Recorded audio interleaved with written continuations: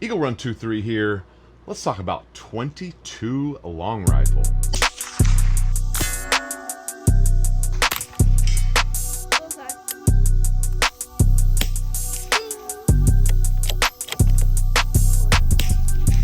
So this is a older one. Picked this up a long time ago. Showed it on the channel before. Wood stock. I just took that band off there. The stock is touching the barrel, so it doesn't do me any good to clamp it on there. This gun needs a chassis, but this one I've had for a long time, and the sponsor of today's video is Faxon Firearms, and we've got a beautiful Faxon 16-inch barrel on here with that flame fluting. The receiver here is original Ruger, and we just swapped a barrel on there. We did that primarily because we wanted to suppress some things. And this is the Faxon suppressor. This is their 22 Toucan. I'll let you listen to what it sounds like right now. This is not the usual scope that's on here. This is a Discovery Optic. This is a $80 scope. It's fine for plinking 22. He didn't particularly love it. When you have some lower end optics, the eye box is a little fussy. You got to be just the perfect distance. You also got to be perfectly square behind it. It's less forgiving on the cheaper scopes. He was having a hard time, and so when he's struggling behind an optic, it makes it a little less fun for all the rest of us. So we're gonna upgrade him. I'll keep this scope because it's nice to have something to throw on if I need to go test something real quick.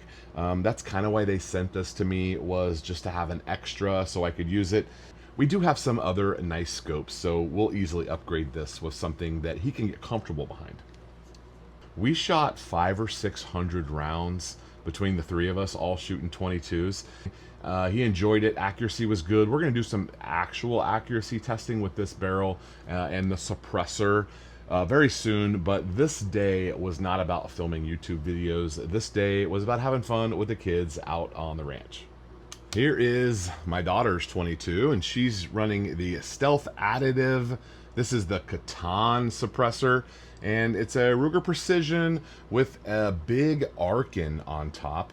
Both of them like this scope very much. Unfortunately, Arken is no longer working with us, so I don't have any more Arkens to put on there, but both of them prefer this scope, especially over the cheaper one. This is not a cheap scope, but it is a relatively cheap scope. This one is very accurate. We've done quite a few things to it. Of course, a suppressor and a nice scope. Trigger's adjustable, so we took care of that. New grip on there, that is from Anarchy Outdoors. We also have the bigger knob, also from Anarchy Outdoors. And originally we had a titanium muzzle device on there, also from Anarchy Outdoors.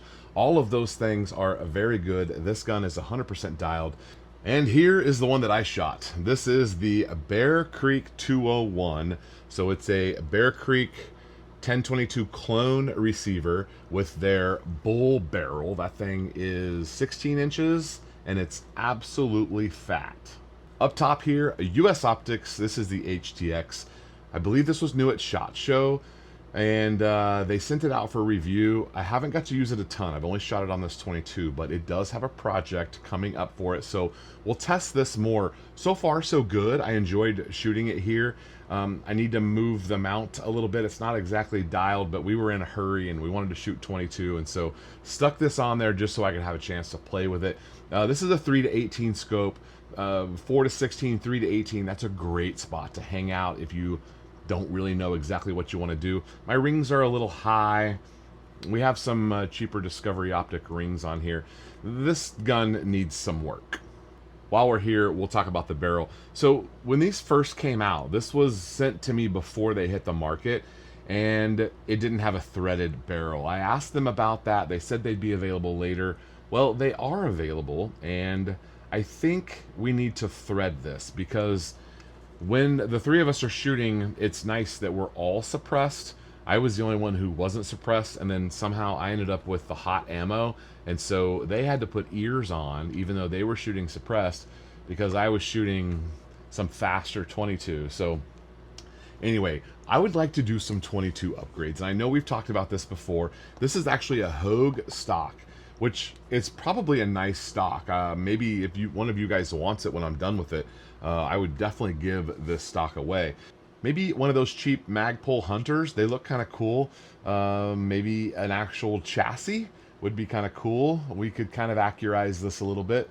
Maybe get that threaded barrel on there. It's already got a nice scope, better rings, but we had a whole lot of fun plinking cans out to 100 yards. My daughter was able to hit a golf ball on her second shot at 100 yards, and she called it on the first one. She knew she was high. Second one, she went right off the top of the golf ball and shot it off into the woods.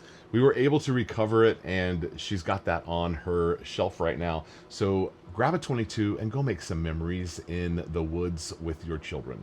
Thanks again to Faxon. They have been a longtime supporter of Eagle Run 2-3, and I really appreciate those guys. This barrel is good. We're going to test it, and I'll show you the groups. I've enjoyed how quiet the suppressor was. It did a really good job. If you're looking for an inexpensive 22 suppressor, that Faxon is a great one to grab. It's called the 22 can, which is kind of cool. And we've got Faxon FX7 actions, bolt actions, barreled actions, barrels. Of course, all the 8.6 blackout, a lot of that's done with Faxon stuff. So thank you again, Faxon, for your support, and thanks for making great products. All right, guys, got to get back to work. We'll see you next time.